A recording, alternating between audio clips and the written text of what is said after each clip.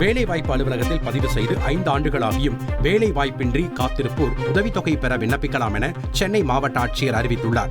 SSLC தோல்வி, SSLC தேர்ச்சி, உயர்நிலை கல்வி, பட்டய படிப்பு மற்றும் பட்டப்படிப்பு ஆகியவை இதற்கான தகுதிகளாகும். பதிவு செய்து 5 ஆண்டுகள் ஆன நிலையில் விண்ணப்பதாரர்கள் அதனை புதுப்பித்தும் வந்திருக்க வேண்டும்.